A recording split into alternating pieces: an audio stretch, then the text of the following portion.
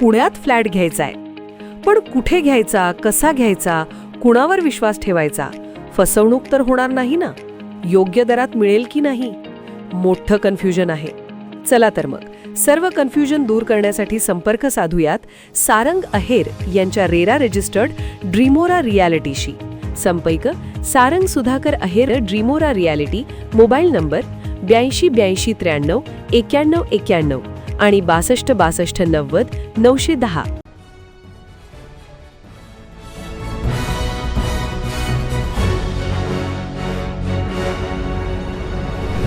आपण पाहत आहात BCCN न्यूज.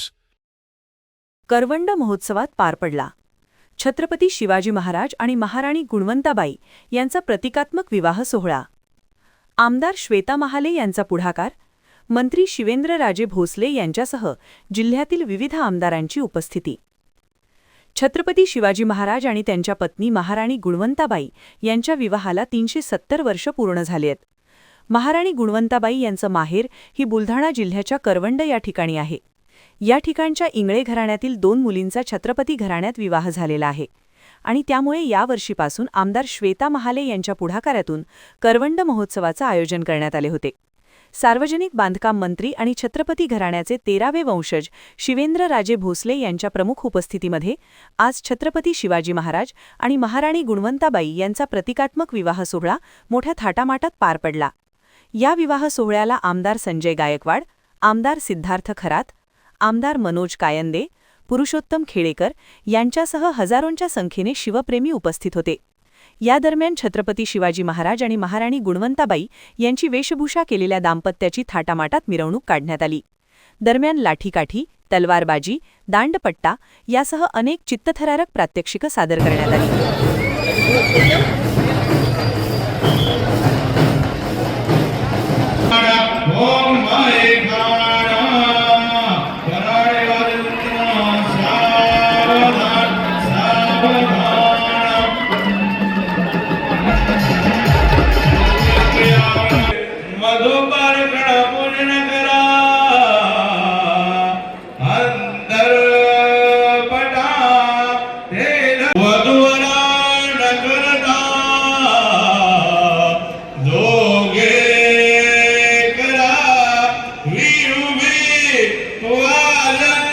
आपलं नशीब आहे सगळ्यांचं, तुमचं माझं सगळ्यांचं. आज हा छत्रपती शिवाजी महाराज आणि महाराणी गुणवंताबाई साहेबांचा हा सोहळा विवाहाचा हा आज आपल्याला बघायला मिळाला. 370 वर्षापूर्वी हा सोहळा झाला होता आणि आज तो आपल्याला जगण्याची संधी मिळाली. कारण मी मगाशी भाषणात म्हटलं की आज आपण सगळे इथं आहोत. 370 वर्षापूर्वी या सोहळ्यामध्ये आपले पूर्वज इथं होते. हे त्या पूर्वजांनंतर आपल्या मग पंजोबा, खापर पंजोबा काही तुम्ही म्हण, त्यांच्यानंतर आपल्यालाच हा सोहळा ही पिढी आपली आहे. हेच आपण हा सोहळा इथं करू शकलो किंवा आज एवढ्या वर्ष. कारण इथल्या लोकांची अनेक वर्षाची मागणी होती किंवा हा करवण सोहळा व्हावा किंवा हा विवाह सोहळ्याचा इथे. छत्रपती शिवेंद्रराजेंनीच त्यांच्या भाषणामधून सांगितलंय की काँग्रेस किंवा महाविकास आघाडीच्या सरकारच्या काळामध्ये जाणीवपूर्वक छत्रपतींचा जो काही इतिहास आहे तो दाबण्याचा किंवा अभ्यासक्रमामधून जो काही अभ्यासक्रम आहे तो गाळण्याचं काम त्या काळामध्ये झालेलं. आणि आज महायुती सरकारच्या काळामध्ये छत्रपतींचा जो काही जुना वारसा असेल किंवा ज्या ठेवी असतील त्यांना उजाळा देण्याचं काम हे महाराष्ट्रभर त्या ठिकाणी चालू आहे.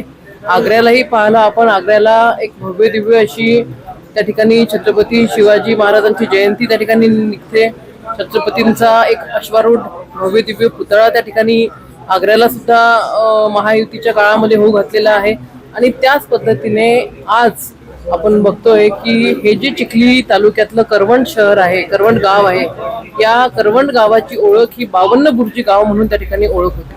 आणि इथलं जे इंगळे घराणं आहे त्या इंगळे घराण्याचा थेट संबंध हा छत्रपतींसोबत होता. छत्रपतींच्या सौभाग्यवती गुणवंताबाई इंगळे ह्या इंगळे घराण्याच्या त्या ठिकाणी कन्या आणि त्यांचा विवाह हा छत्रपतींसोबत होणे म्हणजे ही अभिमानाची बाब फक्त इंगळे घराण्याकरता नाही आहे, तालुक्याकरता नाही, तर संपूर्ण बुलढाणा जिल्ह्यासाठी आहे.